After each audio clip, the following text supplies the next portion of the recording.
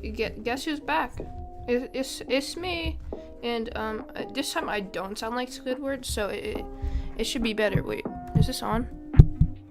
Okay, it's on. So today it's mustard Russia's modern topics.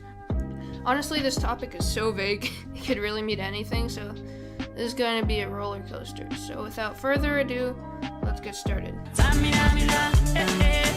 The 2018 World Cup was held in Russia, and they may or may not have bribed FIFA into picking them.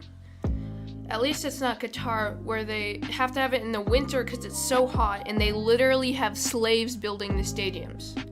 To anyone who's watched it, it's probably one of the craziest World Cups of all time. One of the craziest parts of the tournament is who didn't qualify. Chile, Italy, the Netherlands, Ireland, and the US didn't qualify. All they had to do was force a tie with Trinidad and Tobago, who are ranked 93rd in the world, and they couldn't even amount to that. That's how bad we were.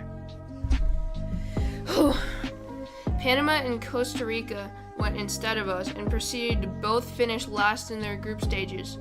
Both of them combined got 1 point. Panama scored 2 goals and let 11 in, getting 0 points, which was probably the worst of the entire tournament. The reigning champs Germany lost in the group stages. This is the best part. All they had to do was beat South Korea, which were already out of contention for even making the group stages. South Korea's team was basically just a U11 team you could find down the street in Sungheung-min. Both goals were scored in the final seconds of the game, just to add insult to injury.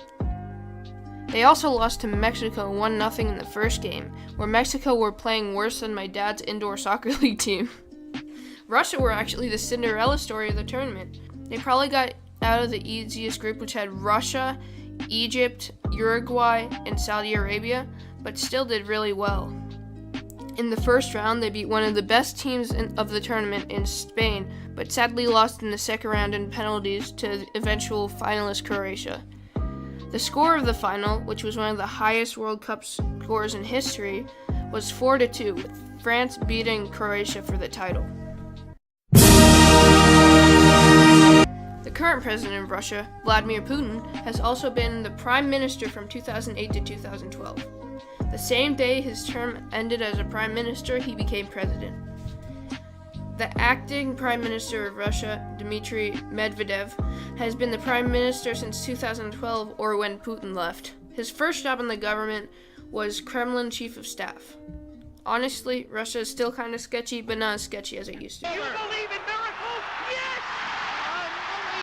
Russia has one of the best hockey teams in the world and has dominated the game for decades. 2 of their best players actually play for Columbus, but are unrestricted free agents this year, which means they don't have to sign a contract with us. They can sign a contract wherever they want. Sergei Bobrovsky is one of the best goalies in the league, and Artemi Panarin is one of the best forwards.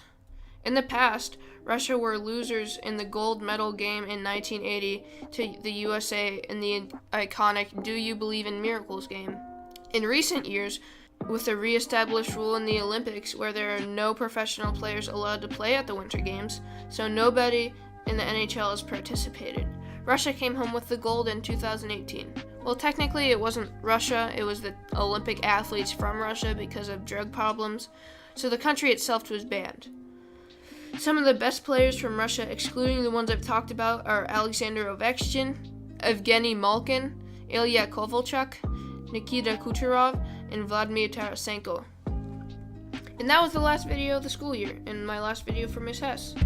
All I want to say is thank you, Miss Hess, for putting up with our crap for 2 whole years. And yeah.